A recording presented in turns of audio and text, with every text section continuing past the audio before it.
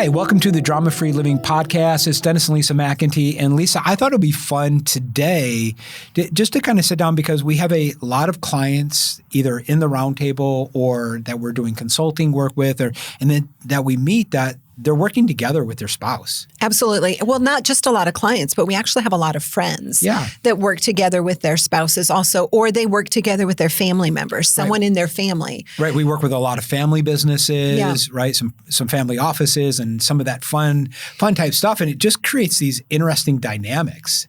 And so people, a lot of times they ask us like, well, how do you guys work together?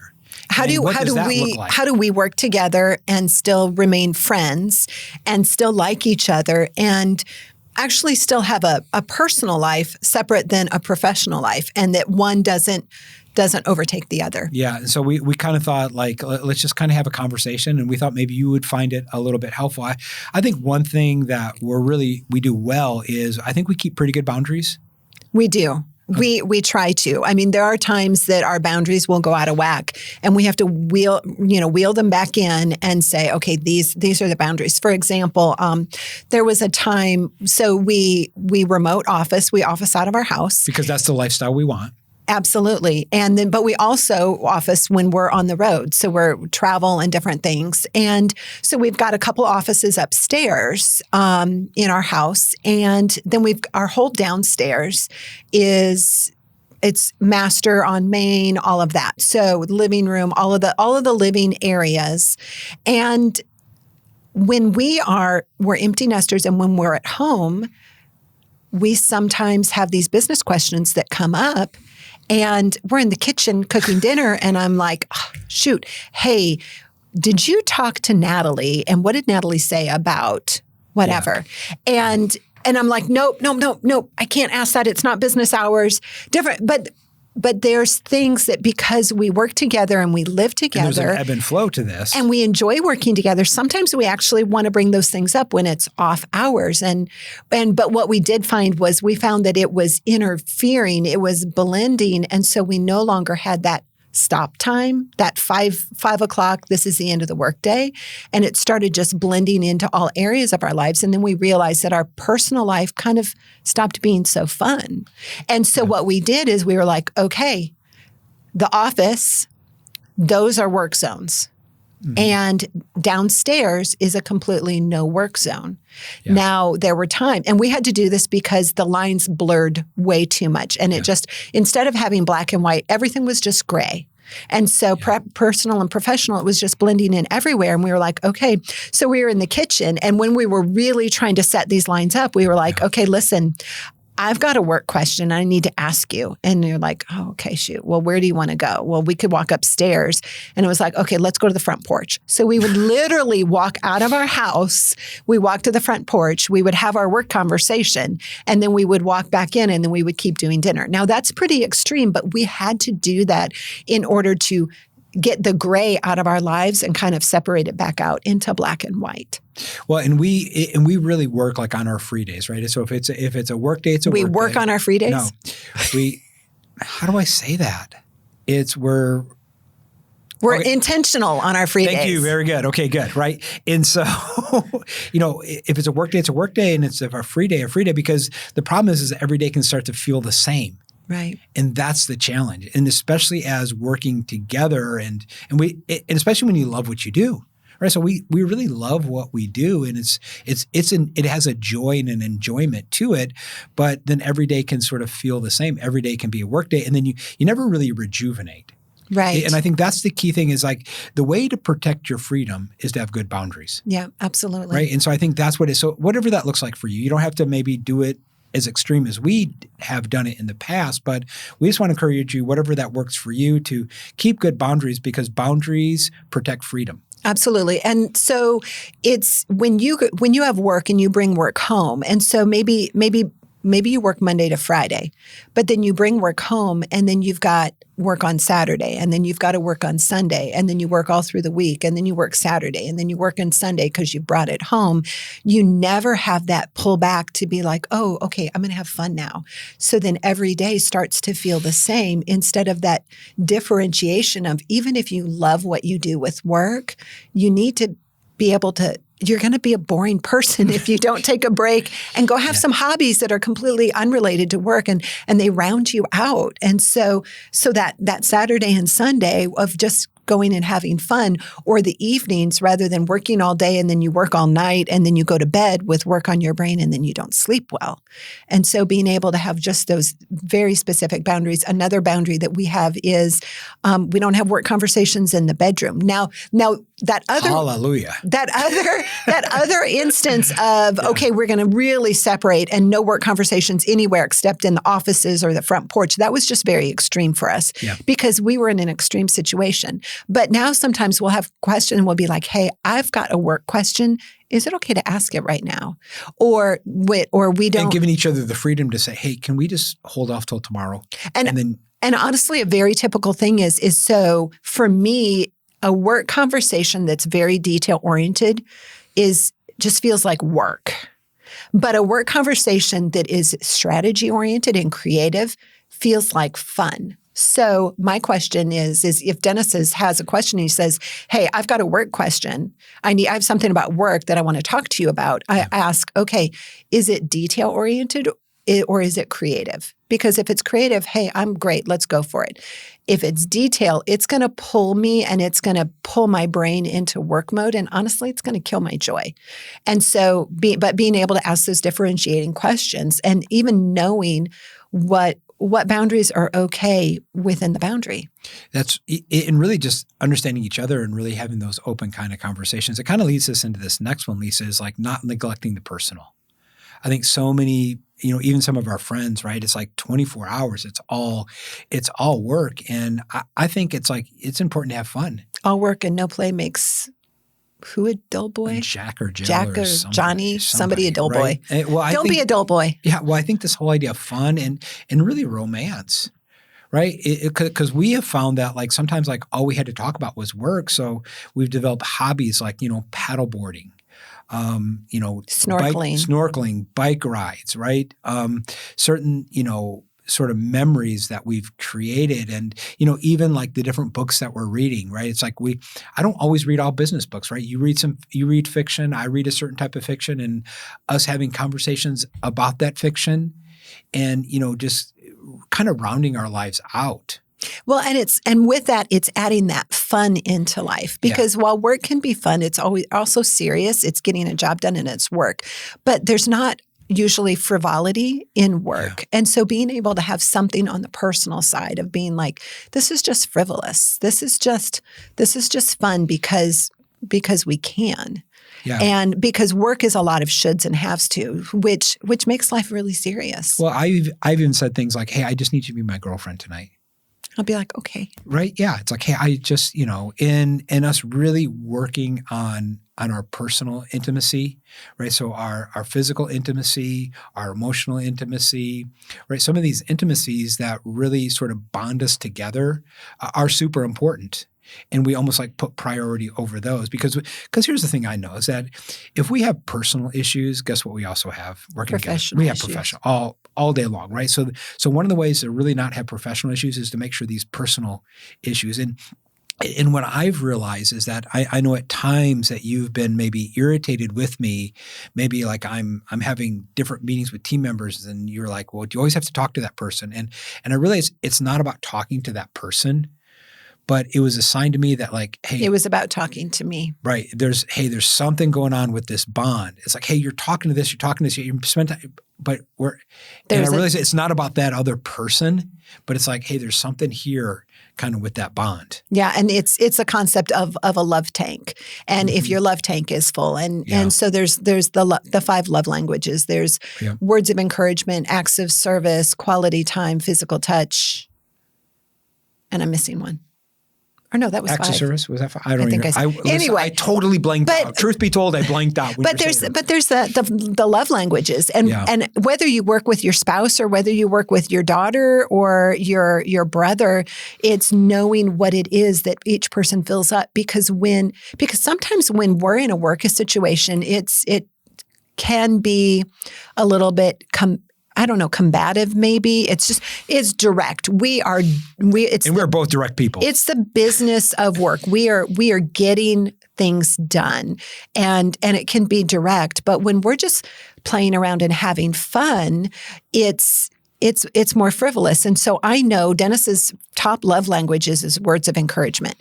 And so if he is just being really direct with me when we're in our off time, I'm like, I don't know if his love tank is full. I don't know. Do you actually feel that we're friends? Do you feel that I love you? And so, me being able to address giving him words of encouragement. And for me, it's physical touch. It's physical touch and it's quality time. Now, quality time does not mean quality time working together. It means quality time communing together and just enjoying. Right. And I've just gotten really intentional of just like holding your hand or just putting my hand on your leg as we're driving in the car or as we're walking through the store, just holding hands, because for me, I don't necessarily, it's not part of what fills me up. I enjoy it, but it's not, but man, if you just tell me how great I am, I'm like, if I tell you you're Superman, you'll do anything for me. I'll do anything for you, right? And so, but it's really understanding each other's love language and really kind of speaking to that. So I think, good boundaries, not neglecting the personal. And I think, Lisa, looking at each other as partners. Almost business partners? No, just well, it's almost like you're not my competition. Oh, okay. Okay, right? Sense. It's like I'm not competing with you. Right. Right? It's like, hey, we're partners. We're teammates. We're teammates in this and really believing the best about you, believing the best in each other. It's like when you give me feedback, it's not an attack. What was that that thing up from Gottman? Right. He said that the number one predictor of a divorce is from John Gottman. He said the number one predictor of divorce is when you look at your spouse as an enemy. When you look at your spouse as an enemy in ways, but if you think about competition, I have to compete, I have to compare, right? Those are all ways of looking at people almost like as a foe. And you want to look at it's like, hey, we're partners, we're teammates, like we're in this together. So when you look at your spouse as a teammate, as a partner, as a companion, rather than as a competition or as a foe, you kind of hedge your marriage, but I think you can also do that with your family when you see your brother or your father or right, because we work with a lot of family offices where it's like the kids will also work in the business and those kind of interesting dynamics. These work the same, and it's especially difficult when one is a higher up. Yeah. So and then the person that is under that boss, they can tend to think that maybe I'm not doing a good job because when you're going through work, there are things that have to be done and there are good jobs and there are bad jobs and things that work and things that don't work. And it tends to be very clinical. Yeah. And so when you are reporting to a family member and the report is not good, then that can actually that turns the relationship from being vertical. It turns it to a vertical relationship rather than a horizontal, and we're partners and we're in this together. Yeah. And I think the last thing that I'm kind of thinking of is like, don't let anyone or anything break your bond, right? Anything that comes in between us is an enemy, right? Anything that's going to try to break our bond is an enemy. Even people that come in and maybe play you against me or try to play me against you, that's my enemy, right? The number one priority relationship is our relationship, right? As husband and wife, that's the number one relationship. Right. And almost keeping the number one relationship. Right, because we can always go and start another business. Yeah. We could go and even work in another industry. And yes, we could each go get other jobs. Or we could each go get other jobs. We can always do something to make money. But if we lose our relationship, then that's a bigger fault. When you've got a fault line on that will cause a greater chasm. Now, you could say, well, I can always go get another spouse. Well, you could, but pretty expensive. It's that in a lot of different ways. In a lot of ways, not just financially. I would rather take the time and the energy on our relationship rather than having to go through the baggage of getting a new one. Yeah, Lisa, like as we're kind of like coming down to the end of this conversation, like I'm really thinking like we kind of sat and thought we were going to talk to like maybe other couples that are working together, but this works if you're working two different jobs. If you're in a corporate environment, C-suite, it's like you're both COOs of two different organizations. It's like, think about it, like keep good boundaries, right? You don't know how many of even leaders that we work with that they don't have good boundaries, personal and professional. It's like I talk to them and they're, working at Sunday afternoon and emailing this, and there's times you have to do those things, but listen, if that's all it is, right? So keep good boundaries, continue to date, like keep the personal. It's like make this relationship a priority. Look at yourself as partners. You're not competition, right? And don't let anything break your bond.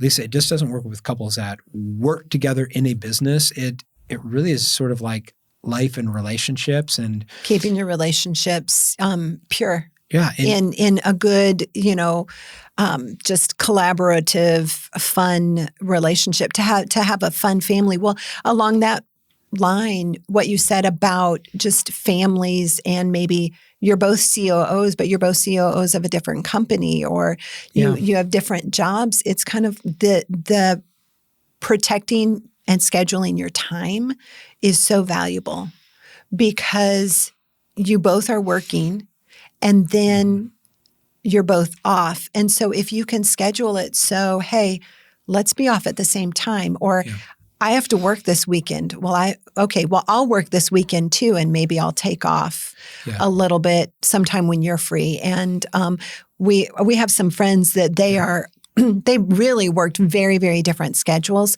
but they were able to maneuver their schedules so they were at least both off on Thursdays. And so on Thursdays, there were the things that they had to get done around the house. There was taking care of the boat, and there was taking care of the mom, and there was taking care of all of these things. But there was a segment of time that they just kept that day all to themselves. And then we know another couple, he travels all the time. He travels every week, more than you do. And she works during the week. So if it happens that he happens to be home during the week, well, they're unavailable. But Saturday, he's home by Friday night, and he might have to leave on Sunday. But Saturday, they block it off and they don't do anything. They don't do anything but be together as a married couple. And sometimes you just have to take and just really schedule out that time. And like with us, with your traveling time, it's very varied. And so we have to look a month out and say, okay, when are you gone? When are you not gone? Okay, when are we going to have fun? When are we going to get together with our kids? When are we going to get together with our friends? When are we do some of the house, when are we going to organize our garage? Right. There's certain things you can hire out. We're never doing it.